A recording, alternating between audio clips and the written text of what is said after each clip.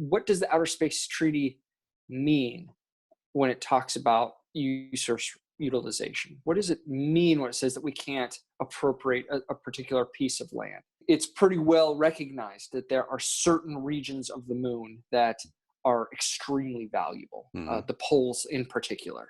The types of minerals, the temperatures, the resources there are incredibly generous. The water is present, all that kind of stuff.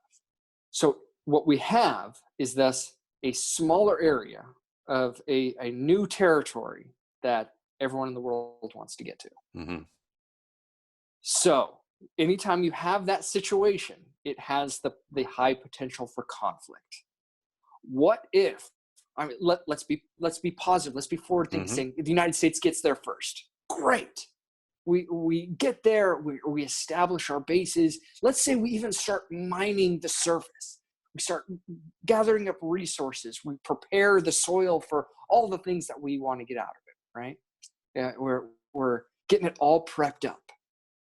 Well, if we can't appropriate that prepped area, that we've gotten to the perfect condition of being able to mine, and China, Russia, you name the actor, arrives right in the nick of time and they start mining the same area. Is that okay? Is there anything that we can do to stop that? He's Bryant. I'm Jason. Welcome back to the Cold Star Project. This is Bryant Baker. He is a fellow who I've known for a little while. He put a post up saying, hey, I'm looking for mentors in the space industry. And I said, hey, so am I. We should get on a call. And he works with the Air Force, so there's been an approval process. It's taken a little while. But I wanted him on because he was the first space lawyer I ever met. And first of all, you go, wow, that's a thing. And as we know, I've talked with Christopher Johnson, Laura Montgomery, and one or two others. The episodes have not come out yet as of recording this. But and so it's great to have you on as a space lawyer because you have the perspective.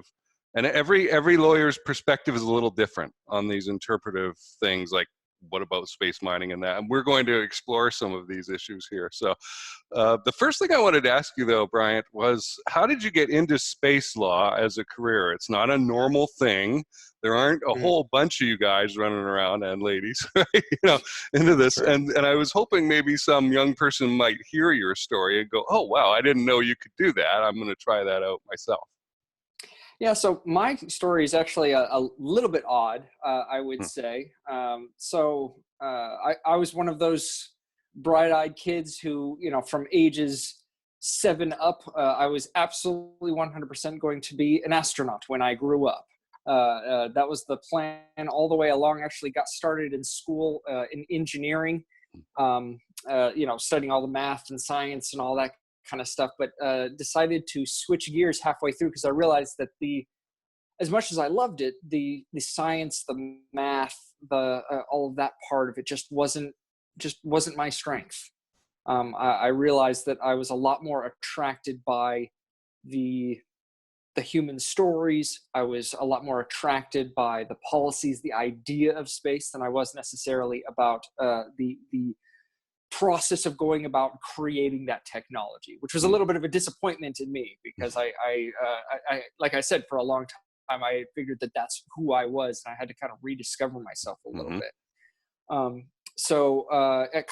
I guess you could say I set that pathway aside for me and ended up deciding to go to law school. And it was actually while in law school, I was going through the list of courses to register for, and lo and behold, right on that list, on page 37 or whatever it happened to be, there's a class taught on space law. And this is the first time that I realized, oh my goodness, there is a such thing as space law. I mean, who would have even thought of something like that? It had never, for one reason or another, it just had never even crossed my mind.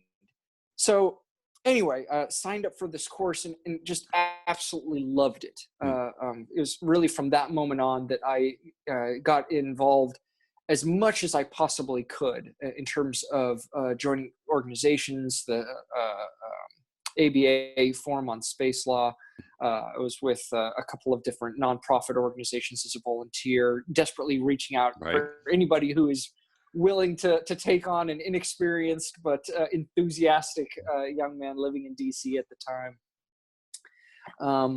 And, you know, I was able to do a lot of really great things, but felt pretty unsatisfied with the level of involvement that I was able to obtain, especially as someone who, you know, I was married, I had kids, you know, working as a volunteer all the time just wasn't an option for me. So at any rate, I actually decided to take a break from the law, and you know, I did some brainstorming and thought, okay, well, who has access to rockets? Who has access to space? Who's involved with this? Well, the big players are NASA and Department of Defense. Well, I applied a bunch of times to NASA. That wasn't working out. So I thought, well, next best thing, Air Force. I'm going to join the Air Force. Applied for it and was lucky enough to get picked up there, not as an attorney, but actually as a maintenance officer in the ICBM and at the time, space sectors of the Air Force. But after a couple, so I got picked up from there, went through basic training, was a part of that incredibly exciting industry for about a year and a half, when I had a very wonderful additional mentor, you know, someone who really has their eyes on helping out others like yourself. When you reached out to me, just that kind of really wonderful personality is a commander of mine who brought me into his office and just kind of had that heart to heart with me of, listen, Bryant, what are you doing here? What is this? You've got a law degree, you have a license to practice. Why are you a maintainer? And I explained to him my love of space, my desire to get involved with that. And he essentially said, you're just not going to get there. We need to get you over in the legal office. And through a series of additional mentors and people really believing in me and pushing me in the right directions and everything, I was lucky enough to be able to switch over to be a member of the JAG, which is where I'm at right now. And just it's been an absolute pleasure to be a part of that. And I wouldn't be here without incredibly great mentors. So that says a lot for the people in this industry and people I've had the pleasure of interacting with. I think it's important to note throughout our conversation here today, like I said, I'm still currently an attorney for the Air Force as a JAG, but all the stuff that I say, the opinions that I share, everything, those are only my opinions. They're not necessarily that of the Department of Defense or the Air Force or anything like that.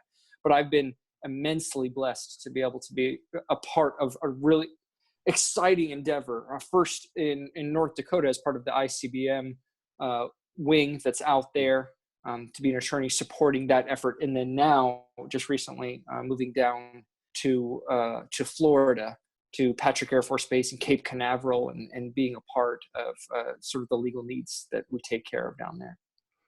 Well, that is awesome. So there are some identity questions of who do I want to be, and what are my skill sets here, my talents, and getting involved, right? The nitty gritty of it, and really not just dreaming about it, but getting involved and finding, okay, this path maybe not the right one, and then running into some really great people who actually gave a damn about other people. Wow. You know, we don't, we like to say, oh, wow, isn't that wonderful? But it's not as common as I wish it would be anyway. Most young people don't even think about career mentorship, I don't think, or getting it. And I wish people had been around to take interest in my career as a young man, you know? So that's awesome that you found those folks, and they found you as well. But I think you were consistently putting yourself into position as well to be found. You weren't just sitting back going, I hope somebody notices me. Well, and I hope there's a common theme throughout our conversation here today, but I think I don't think I did anything special, but one thing that I did do and that I continue to do, and I hold very near and dear to my heart, is not being shy about my intentions. You know, day one of talking to Air Force recruiter, I was telling him how, no, I'm here to get into the space industry. I'm here to make a difference for the future of mankind's involvement in space. Day one of showing up to my unit on the first day as a member of the Air Force, I am here in order to gain experience to be able to make a massive contribution to space. And so there was no mystery for anybody. And I'll admit that I have been very, very lucky, but my experience has been when people are clear about what your desires and goals are, it just seems like the kindness and the generosity of people just come from all over the place. And that continues to be true for me. I feel very, very lucky. And I continue to hope to be some sort of help to those around me, as I feel like that I've been incredibly blessed with those around me. Well, let's jump right into the space law part of things. It's evolving. It's not very clear, right? They're figuring stuff out, and there's so many different players in this field. What stands out to you as most important right now in space law? Well, it's an interesting question, because I think the real answer is it depends on what you're interested in. For me, being a member of the military, being involved with all of that, a lot of the big important questions that I have in my mind are, how are we going to define the military's role in space? Is there going to be a role for the military in space? The answer seems to be pretty substantially yes. Arguably speaking, and I'm certainly in this camp that argues this, but I think that the military has had a place in space since day one. Regardless of the interpretations that you add on to the Outer Space Treaty and its call for space to be only used for peaceful purposes, I think a role for the military has always been a contemplated part of that peaceful, purposeful use of space. However, as you know, with the recent calls that, space is now recognized war-fighting domain, and the recent establishment of the Space Force, I think that we are going to see an increase of activity in space, both in the private sector as well as for Department of Defense and military. And there's a lot of definitions that simply have not been established, to my knowledge, in space, including what is an act of aggression, what is something that is worthy of being labeled something worthy to go to war over. These are very important questions that I don't think that we have clear answers to. So that's something I'm very interested in.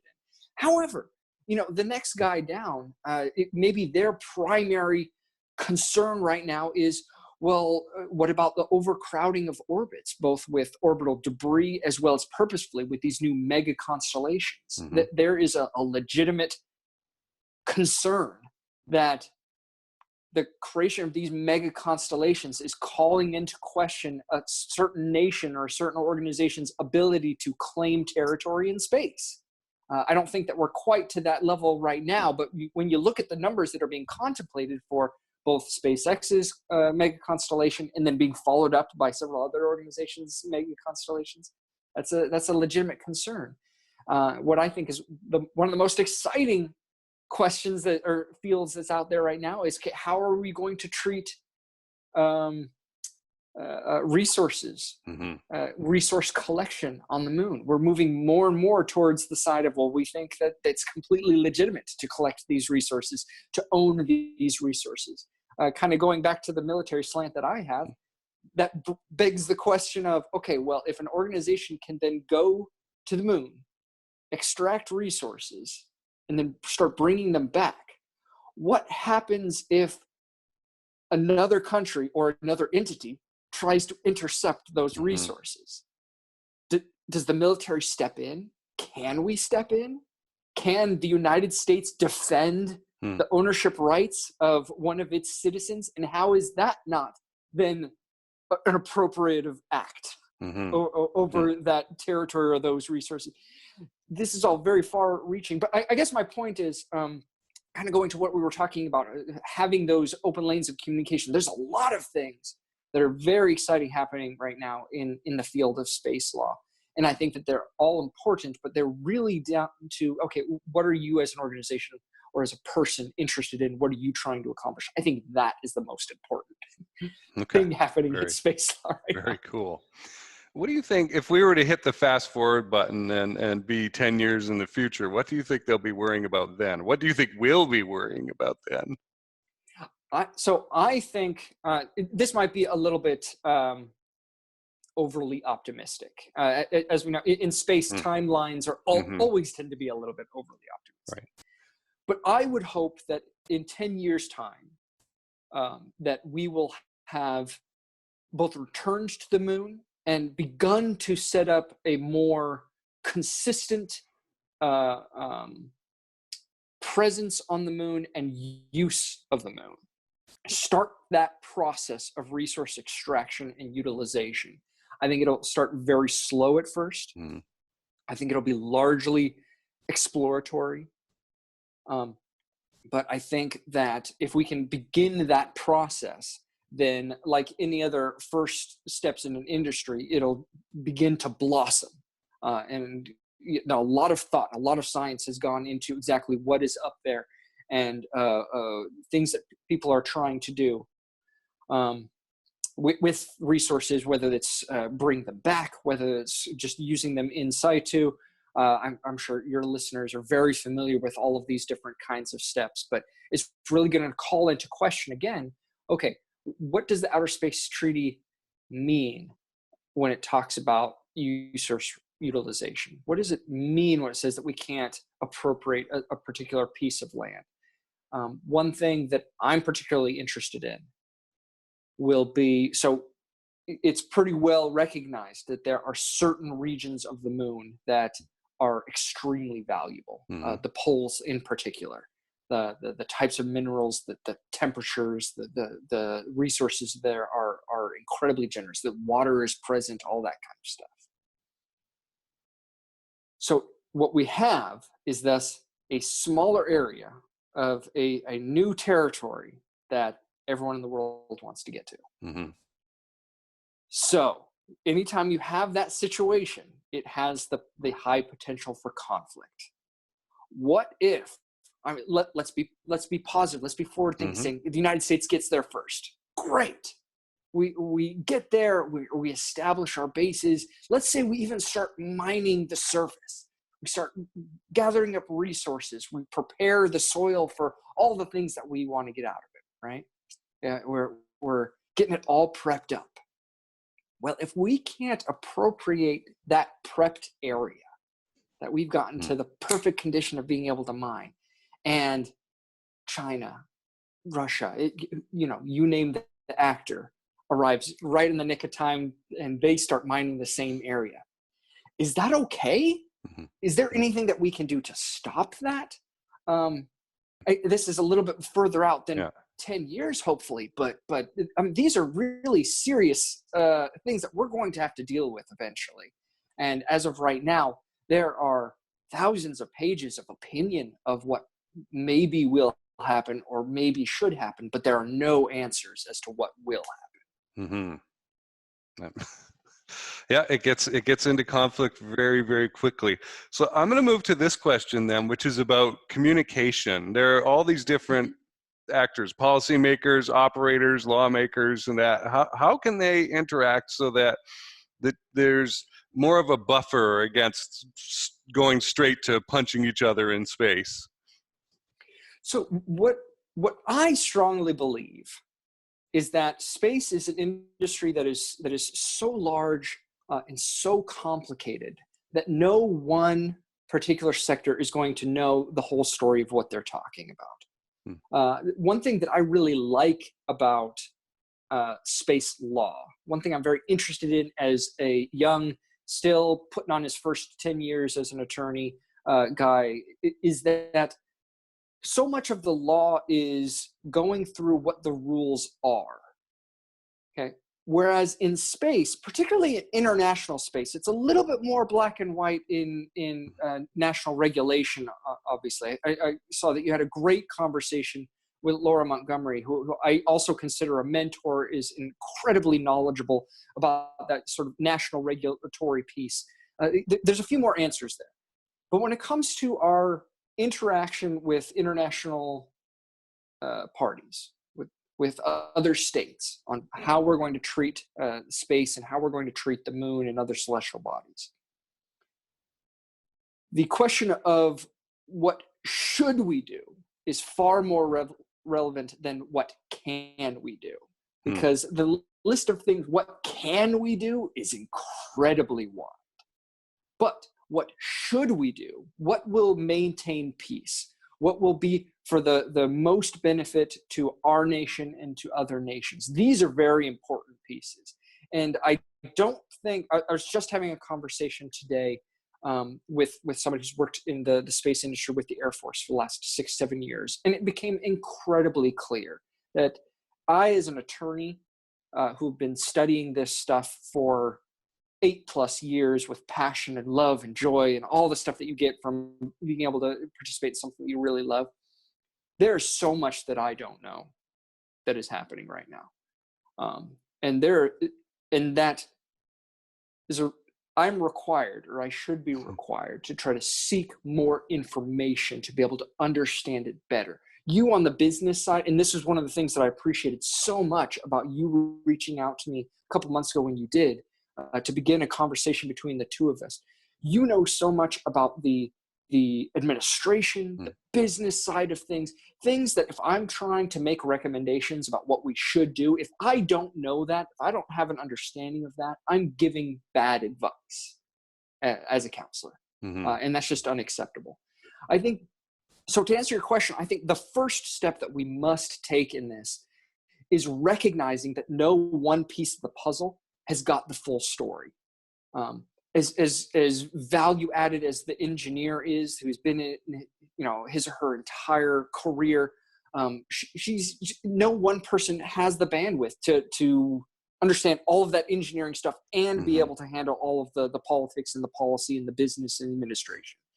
The business side is very important for handling that administration and vital for being able to get the job done, but maybe they don't have the bandwidth to understand the second, third, and fourth tier results of those recommendations. And that's where the lawyers, the policymakers, the politickers can step in and really add value.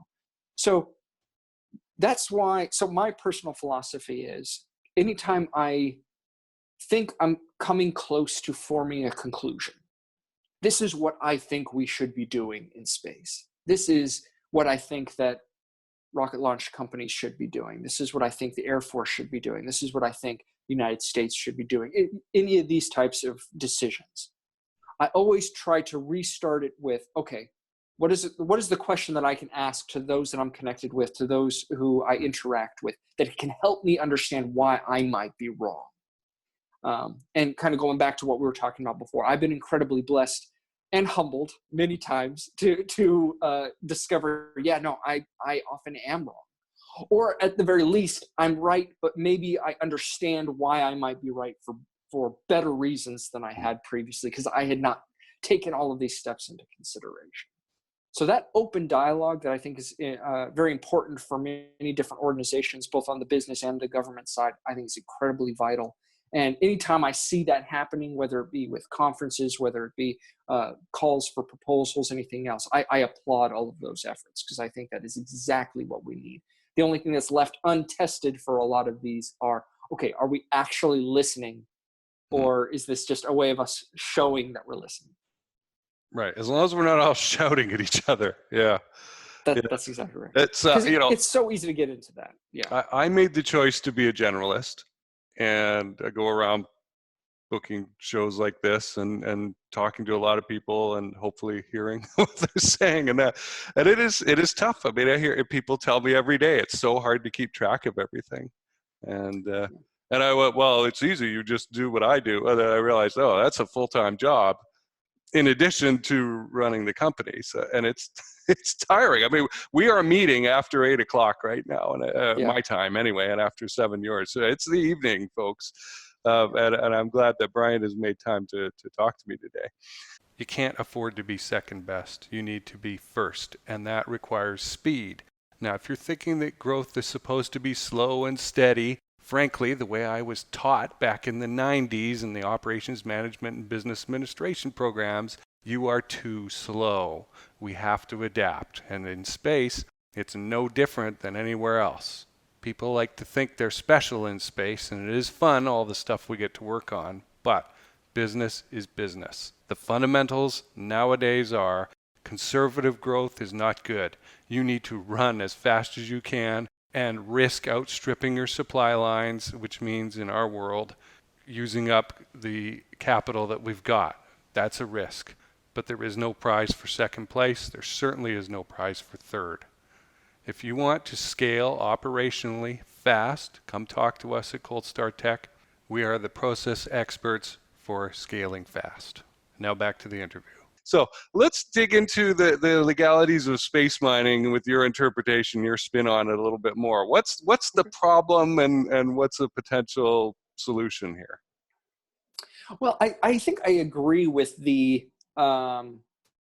solution that has been put into law, at least in America, and now following a couple of other countries that have decided, you know what, if a private actor were to go to the moon or an asteroid or something else, and they were to extract resources and start bringing them back, we've decided that's not appropriation. We'll recognize those claims for that extraction of resources. I think that makes sense. It's based somewhat on the precedent of when the Apollo missions went to the moon. They landed on the moon. They gathered up samples, a couple hundred pounds of rocks, and brought them back. And NASA and a few other actors now own those materials, and nobody really complained about it. I think that makes sense. I think that's okay. The age-old question, I remember when I was in my undergrad, I was in a science course, and I had a professor who was really great. He told us the key question to always ask whenever you're investigating something new is to ask how much. Sure, something might be true, but how much? To what extent? And I think that's the major key question in this when it comes to extraction of resources on the moon is, okay, they can extract resources. How many resources? How big of an asteroid can any one company sort of claim? How big until it becomes a celestial body? And it's not even just a floating collection of resources, but now we're seeing it as, if they land on an asteroid that's as big as the moon or something like that, or close to the size of the moon, is that now celestial body and that's not a collection of resources anymore? Who knows? No one's done it yet. The answer really right now is we'll see. And going back to my example before, what happens if one person gets there first, but then somebody else shows up and wants to extract similar resources from the same area? Is that, in fact, taking advantage of the infrastructure that was put there in the first place by the first actor? Do they have a claim? Can they say don't do that? Now, under Article 9 of the Outer Space Treaty, obviously, we can argue that if I were to show up at the last minute and start extracting resources that you had prepared, that I'm adversely affecting, that I'm messing with your abilities. Is that enough for us to internationally come to an agreement that you shouldn't do that? Maybe. I would hope so. But this is what's so exciting about space is that until somebody does it, until it happens, we don't know. It's an open question. And I have a lot of acquaintances and people that I've talked to about these sorts of issues, and they say, well, we think we know. We have a strong basis for thinking that we wouldn't do that because obviously, we wouldn't want to do that to China because then they could do that to us. And that's a strong argument, I think. But as strong as an argument as it is, it's still just an argument. And as we've seen with things like missile tests for anti-satellite launches and stuff like that, as strong of an argument as we might have, that doesn't mean someone's not going to do it. And there's always escalation to prove that you're bigger and badder. And you get Tsar Bomba nuclear bombs being tested. So this is interesting because if you fly a craft to a location, extract something, and then leave, that's okay. But to start extracting water, other resources from a polar area on the moon, it's going to take longer. You've got to land something. You've got to get a radiation shielded habitat. Maybe you can bury a spaceship, but now we've got a problem because you're not leaving at that point, right? You've created a habitat. It's underground. It's in the thing, and it's not made to depart later on. And so now we're in that possession sort of situation, which supposedly we're not legally allowed to do.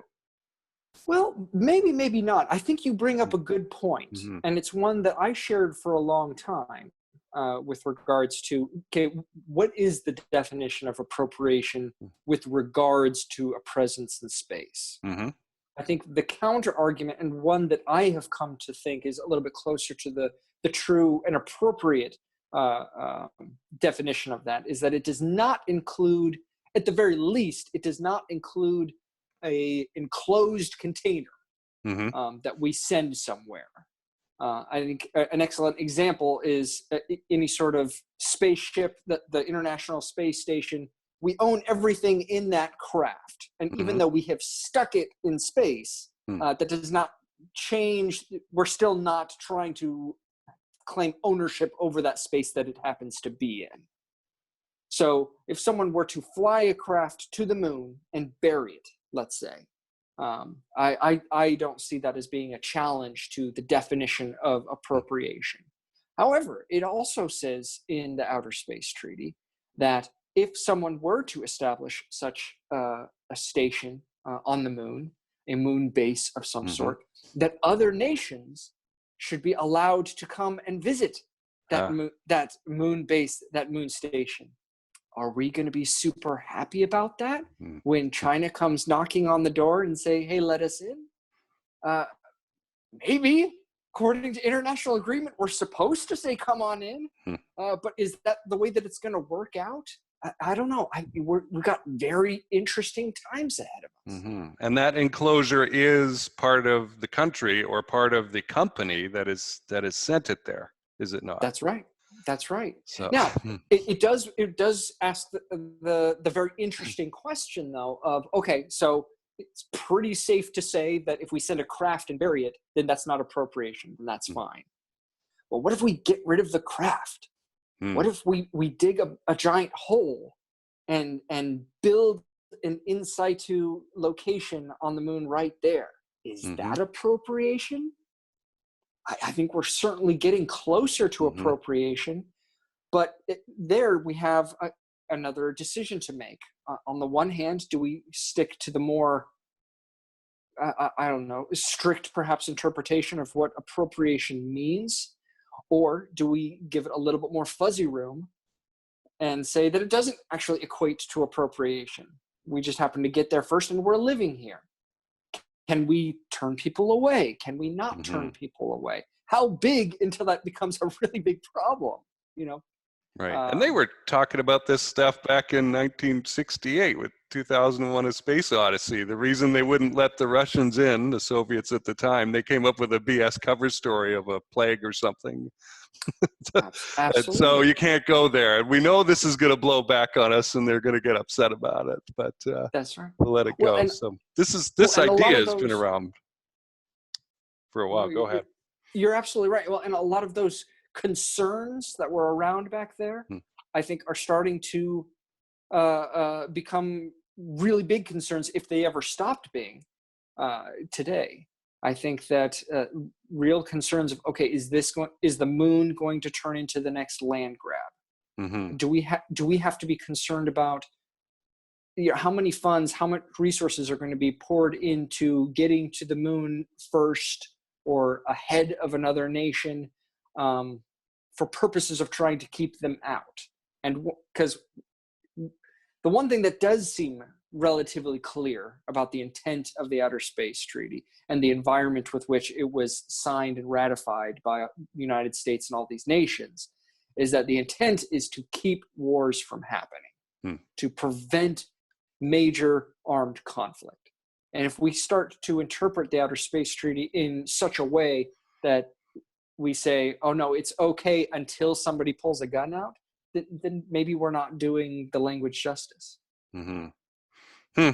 Well, I mean, it's not too difficult to see problems occurring with, okay, we're going to take a spaceship to the moon, we're going to land it, we're going to bury it, and then we're going to disassemble it as we create caverns underneath and create a habitat down there using those materials that we brought with us. Now, I'm thinking back also to the exploitation of gold and other precious metals in the Spanish era, the conquistador era. I think the Pope, first of all, divided the world between the Portuguese and the Spanish.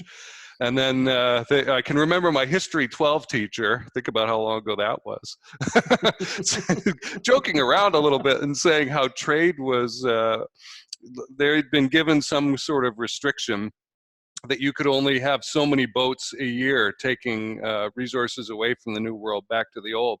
And so the Spanish would just build bigger and bigger and bigger ships.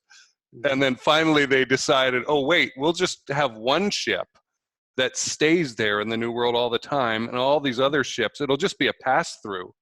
And they'll have other ships come up to it. And so we're following the letter of the law here, you know, but we're still doing what I want. And so I begin to think down that road and get a little concerned about, okay, how much edge casing are we going to start doing here as this goes on? So some work really has to be done on this dialogue, actual listening, and not having this, what people will joke about, the extroverts in the networking after hours events where you get all these folks shouting at each other over a couple beers and nobody actually listening. So do you have any suggestions or ideas about avoiding that situation? I think in my experience, the most important thing to do is, and this is for any industry, certainly, the law included, but is to understand that we're all still students. Now that's very easy for me. Like I've said, I'm still early in my career. I'm still getting started, and I think it's fair for any of your listeners who are listening to all the stuff that I'm talking about and saying, I don't believe that. That's not true. I remember this case. I remember this opinion that says that Bryant is full of baloney, and I will 100% own up to that. Because like I said, none of these things have been tested. None of these things are solidified yet. So the answers are still coming.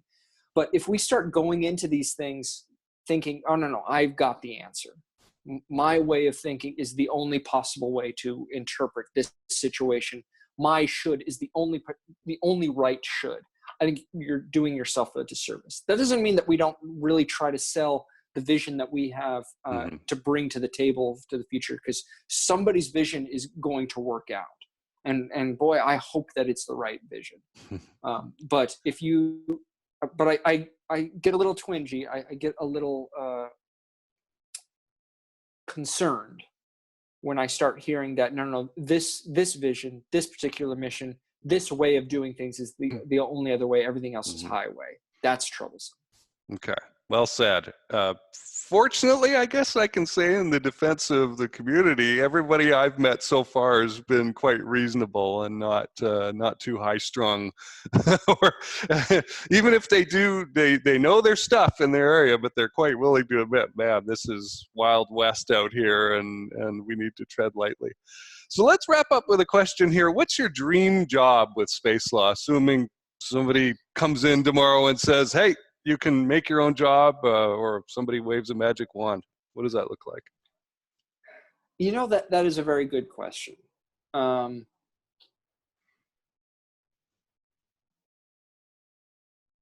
think the answer to that, I'm still trying to formulate in my mind. One of the challenges that I have in the position that I'm incredibly blessed to have is trying to formulate what the future looks like for me. I think my dream job, whether as a member of the Department of Defense, Department of State, working for Congress, some sort of amalgamation of all of those things, a position in which I could really add value and perspective for decision makers that are going to start writing the laws of space for me. like I said, I don't think that those laws are going to be written by lawyers. Hmm. I think they're going to be written by operators. They're going to be written by businesses. They're going to be written by nation leaders.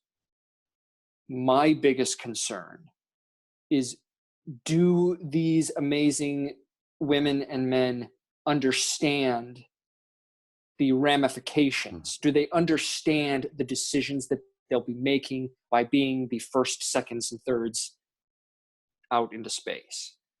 If I could have a part in helping them understand those things and helping them make those correct choices, I would consider myself a very blessed human being. That's a life well lived for me. Very cool. Very cool. The wise counsel. So, hopefully. Bryant Baker, JAG with the Air Force right now, former missile man and space lawyer. If people want to get in touch with you, and I'm sure you want to get in touch with them because you do like dialogue, and I know Bryant likes to post on his LinkedIn profile. He'll pop up with a question that's, you know, this long, and then post and say what, just like you said earlier, right? You come up with this, hey, I've developed an opinion to this point.